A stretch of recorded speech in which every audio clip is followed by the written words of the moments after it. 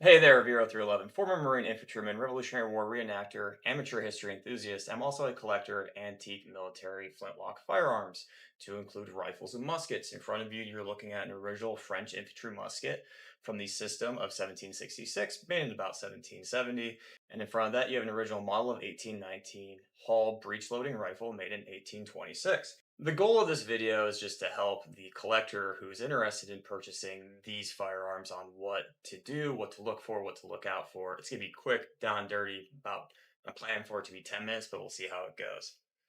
And if you have any recommendations of what you should be doing to pick up original military flintlock firearms, or it doesn't have to be military, just leave a comment down below. Number one, I purchase almost all of my military flintlock firearms from online auctions. I use Live Auctioneers, and it's an aggregated website that looks and parses through multiple different types of auction houses. And one of the good things about live auctioneers is that you actually see all the guns that are coming up online from all over the world, from Germany, from England, from the United States. And there's going to be like big auction houses like Dan Morphy's is on there, a very highly accredited auction house. And you can kind of parse through and see which guns are coming up. I follow some important key search words: muskets, Charleville, French muskets, Harper's Ferry. And so anytime I see that a gun has come up on auction, I now know, like, oh, all right, I'll like go and I'll parse through and I'll look at it. And for me, what I'm doing when I'm looking at it is one, I want to see how many pictures they have of the gun.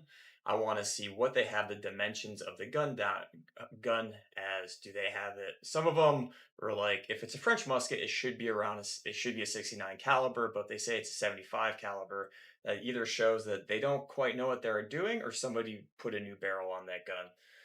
The other things I'm looking for is how many pictures they have. There should be a lot of photos of these guns on the auction listing, and if they don't have photos, reach out to them. I have never had a auction house. I have actually had one not respond. But generally speaking, you want to see as much of the breech, the lock plate, and as many the gun as close as you can overall, because these guns are, this one in the back's about 260 years old, and this one in the front is 205, 6 years old or something like that. No, this one 199, 198. I just butchered that math. This was made in 1826. It's 2026, so that's 198 years. All right. But as you can see, that these are very old firearms, 200 years, 260 years. So there's a lot of things that change and impact these guns. When these original military flintlock muskets were made, they were only expected to last 5 to 10 years because they're military service arms. My M16A4 I had in the Marine Corps was probably from the mid 2000s. By the time I took to Afghanistan in 2010, that thing was beat all up. But yeah, so these were working guns. They were sent out to the infantry, and they got grunt proofed in a way. So you want to see the overall quality of the gun. You want to get close-up pictures of the breech to make sure it's not a reconversion. You want to look at the markings, make sure the markings add up. You want to look at make sure there's a constant patina throughout the entire piece to make sure that somebody hasn't gone in and worked it. And the things that are going to devalue the gun is if somebody takes a heavy solvent cleaner and just strips away all of the grime that is built up over the years. While it might look visually pleasing, you're going to actually take away a lot of that history if somebody deep cleans the gun a little bit too much. The goal is to keep these guns in a constant state of protection from time, because they're going to outlast me for sure, and they'll probably go in some estate sale and somebody else will make a lot of money off of my collection, but that's a story for a different day. Yeah, so you just want to make sure that there's a constant patina. You want to look at the rust. How bad is the rust? You want to look at the parts. You want to see if they say that if the mechanism has worked, does it cock fully back, half cock, full cock? The most important thing you want to look out for when you are collecting military flintlock firearms is to make sure it's not a reconversion from percussion to flintlock. I will leave a link to my video that covers that. I do a whole thing about that. Avoid that mistake. That is the biggest problem in the flintlock military collecting community, is that a lot of the guns were converted to percussion during the Civil War, and people have gone out of their way to reconvert them back to flintlock, which drastically destroys the history And as a collector, it completely reduces the value of the gun. And Peter A. Schmidt, who I am basically a follower of, says that no percussion or reconversion should be found in your collection. I have one just so I can make a video about it and to tell you to avoid the mistake I made. So yeah, that is yeah, check out that video if you're interested in learning more about that. Another thing to look at, I personally don't shoot my original pieces. I will shoot my model of 1816 for a video coming up.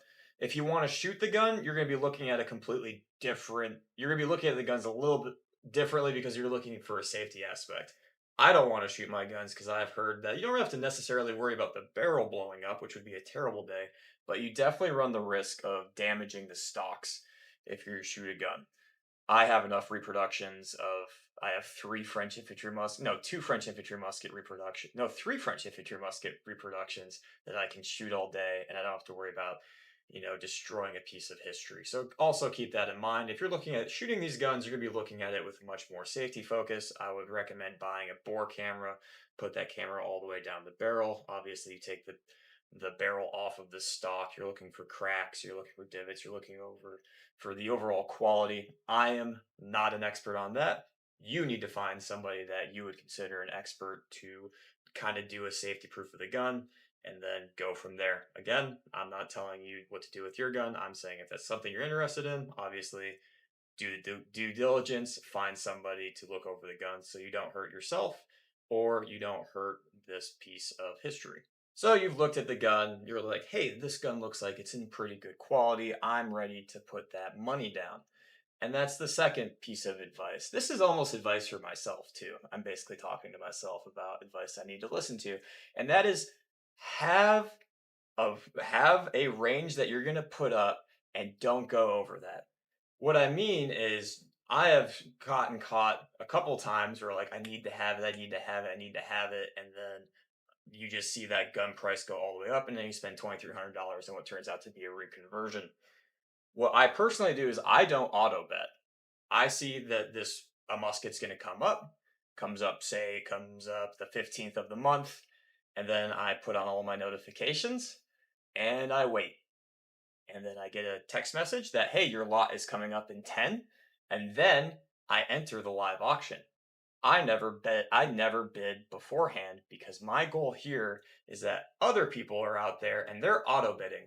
They'll say the gun's worth $1,000 and somebody will auto bid up to $1,200 and they'll be technically winning the auction until yours truly shows up in the live auction and maybe they're off at work or maybe they're off doing something else. Their auto bid closes out at 12 and I hop in and I pick up the gun for $1,300 or something like that. That's how I picked up this Hall rifle. I won this for $1,300 on a live auction. I did an auto bid. I was just watching, and I was actually on a run, and I snagged it. So that's my piece of advice.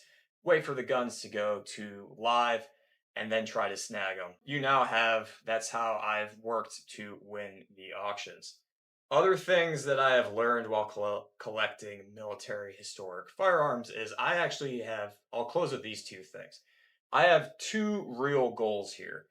I told myself I'm going to collect two types of collections. I'm going to have a Harper's Ferry military Flintlock and just all the guns that are made of Harper's Ferry, and as well as Revolutionary War era guns. While the other guns for me come up and they seem super interesting, I see like a Shaspo or something that's outside of my collection, something that's outside of my very limited knowledge base. I don't bid on those. And advice I would give to my younger self is that you can always hold on to the money that you have and wait for the next auction. So, yeah, give yourself a left and right lateral limit and don't go outside of that. The reason being, you want to kind of learn as much about the guns that you're going to be purchasing as possible. And that's where the last piece of advice I have for my younger self would be buy the books, buy them early, invest early, and have a book before you purchase the gun. If you have that book, you can go through that book. It's like U.S. Military Muskets that by Peter A. Schmidt, or there's the Moeller book that covers military firearms or shoulder arms.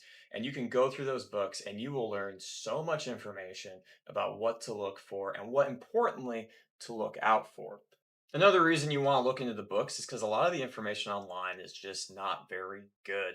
I've talked to Ethan from 11 Bang Bang about this on a couple of our live streams, but it's quite unfortunate because if you're a collector, you're for a collector, you're looking at the minute details. What's the difference between a 1766 and it's a collector's term of a 1768 or a collector's term of a 1771? For the Smithsonian, they might just call it a French Charleville musket, right? But for you as a collector, you want to make sure you know what you're purchasing. Online, there's a lot of bad information that's intertwined with the good information. Now, the gun forums are great. I personally don't really. I scroll through them. I'm part of a couple of Facebook groups. There's a lot to learn from crowdsourcing, but you really don't know who these people are on the internet. So you should really just buy the books and you'll have a better way of getting to that primary source of somebody that is an expert in their field that has spent hundreds and hundreds, if not thousands of hours. They've published the book. The book's been reviewed. It's been sent out to mass production. And these people that write the books are absolute experts in their field. The guns in front of you, the one in this French infantry musket cost me $5,300. This Hall rifle, which I got at a steal, was only $1,300. That's a lot of money for these pieces. These are the kind of pieces that you would see in obviously museums that are usually behind the glass, and you can go and buy them today. If you're going to put that kind of money out, though, spend the $200, $300 sometimes it takes to get these books. Another good website to go to is the American Society of Arms Collectors. Those people are amazing. They are full of knowledge, and a lot of the writers of the books that I use as reference are actually part of the American Society of Arms Collecting. So that's just going to be today's video, a very down and dirty overview when it comes from what I've learned from collecting these historic military rifles and muskets from the Flintlock era. If you have any tips or tricks of your own, please leave them down below. And yeah, thanks for coming to the video. Please like, comment, and subscribe. You know what to do. The channel's been doing great, and I love the engagement. So until next time, happy hunting on the auctions and good luck.